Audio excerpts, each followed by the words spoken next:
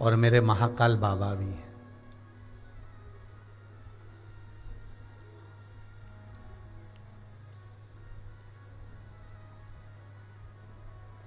काशी का महामृत्युंजय मंदिर, जहां पर शंकर मेरे ओघड़दानी, मेरे त्रिकालदर्शी, मेरे कैलाशी, मेरे अविनाशी, मेरे शिव,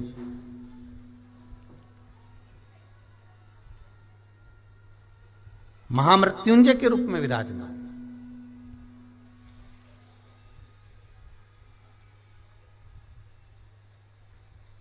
और सबसे बड़ी प्रसन्नता की बात है कि उस मंदिर के अंदर जहां पर महामृत्युंजय भगवान शिव,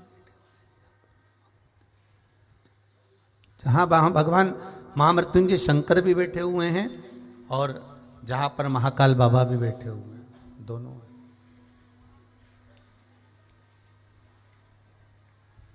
जहां महामृत्युंजय शिव भी हैं और महाकालेश्वर बाबा भी वहां पर विराजमान। आप लोगों को ज्ञात होगा, जितने लोग शिव महापुराण की कथा को श्रवण कर रहे हैं आस्था चैनल के माध्यम से, फेसबुक यूट्यूब के माध्यम से जो लोग सुन रहे हैं, उनको ज्ञात होगा कि आपको कथा में पहले कहा है कि 84 महादेव उज्जैनी में विराज रहे हैं। महाकाल बाबा की धरा पर 84 महादेव विराजमान है।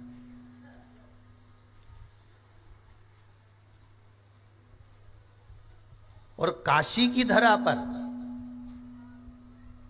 12 ज्योतिर्लिंग विराजमान। कभी आप लोग अगर जाएं ना काशी, तो वहां पर आप जाकर बोलना कि हमको 12 ज्योतिर्लिंग के दर्शन करना है, तो अलग अलग जगह पर आपको कहीं मल्लिकार्जुन, कहीं महाकाल बाबा, कहीं सोमनाथ जी, कहीं नागेश्वर जी, कहीं भीमाशंकर, कहीं वैद्यनाथ जी, कहीं त्र्यंबकेश्वर जी, कहीं केदार जी।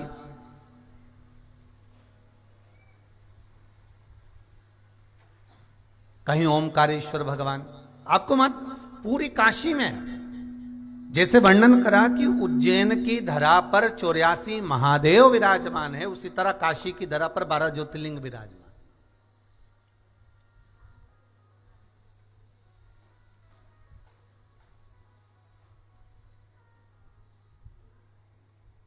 अपने भक्त का उद्धार करने के लिए महाराज मनु और शत्रुपा के लिए भगवान वहां विराजमान हो गए थे।